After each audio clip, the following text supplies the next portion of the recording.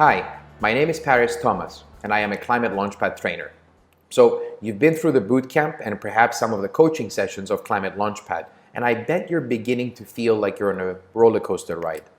Some days your idea makes sense and you feel structured and focused, and other days you're at a loss and you're wondering how to get back on track.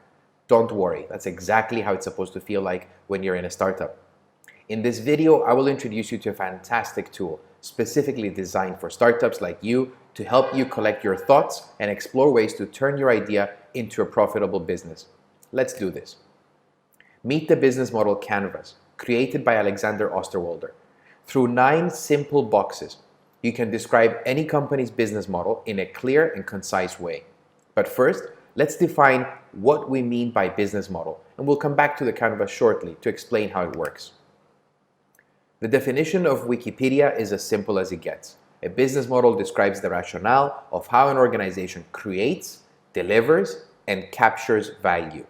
In essence, it explains how the engine of your company works to make you money. Let's see a very simple example just to put things into perspective. What is the business model of Gillette? At its core, it can be described with a very simple title such as bait and hook, which refers to the fact that the company sells the razor at a super low price, perhaps even at a loss, because they use it as a bait to hook you into coming back to buy the blades. As you can imagine, or worse, as you probably have experienced, the blades are ridiculously expensive, and naturally the profit margins for Gillette are very, very high. Not all business models can be described with a simple title. So let's see how to use the business model canvas to design and explore yours. The canvas is split into 9 boxes, and they all come together to describe the story of how your startup creates, delivers, and captures value. Let's go through them one by one. We'll start from the middle box called value proposition. This is very similar to the value proposition module you covered during the bootcamp. In essence, what value do you create as a startup? Or which customer problems are you helping to solve? Or which customer needs are you satisfying?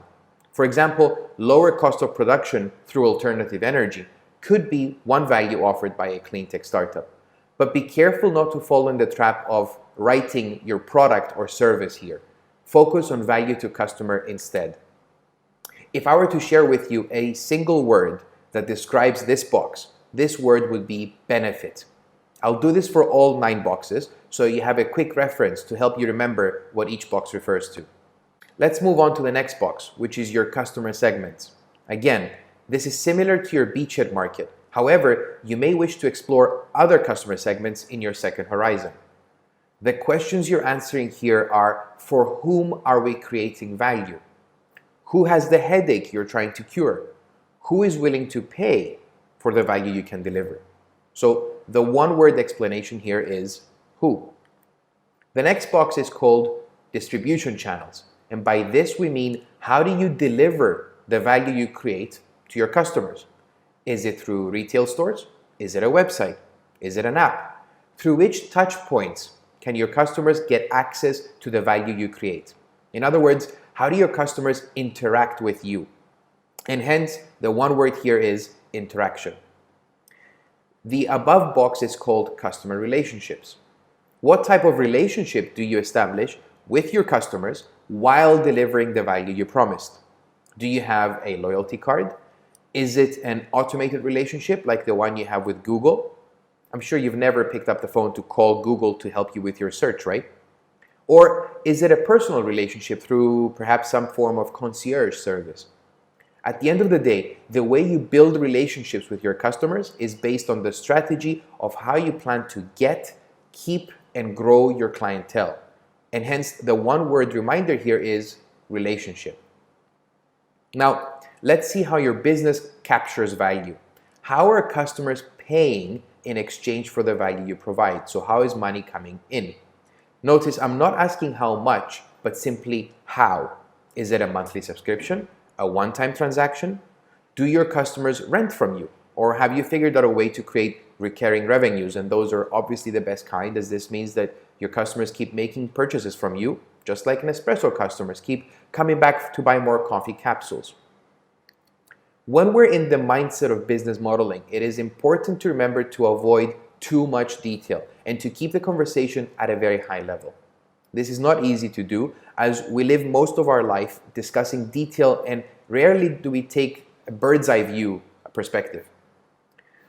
Okay, so this completes the right side of the canvas, the one we like to call the front stage, the one that everybody can see. Now let's take a look at the left side of the canvas, and these are all the things that take place in the backstage.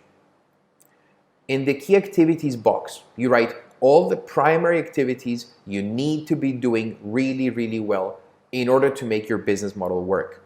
Are you focused on R&D? Is your key activity writing code? Is it building networks? Is it creating algorithms? What are the 3 or 4 things that you absolutely must do really well? Focus only on those, and don't fall in the trap of listing stuff like we all know you have to do. For example, paying bills or office admin. In the key resources, write all the key resources or assets that you rely on in order to make your business model work.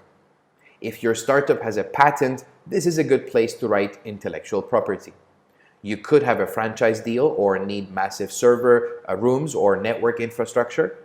This is where you ask yourself the question, what do we absolutely need to have in order to make this business model work? Similarly, the key partners section refers to the people or organizations you need to count on in order to make your business model work. From whom will you count on for help?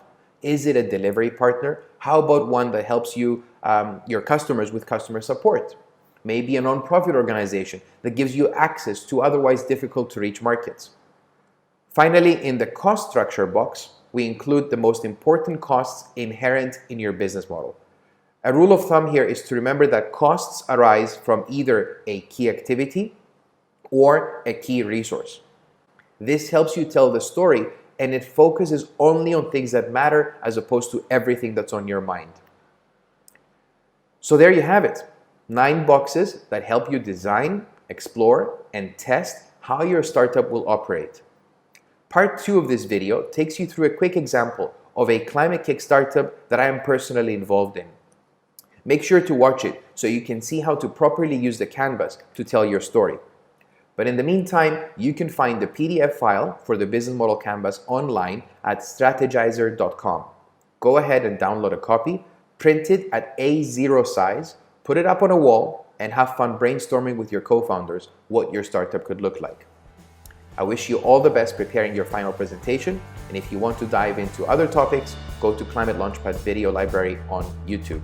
Thank you for listening.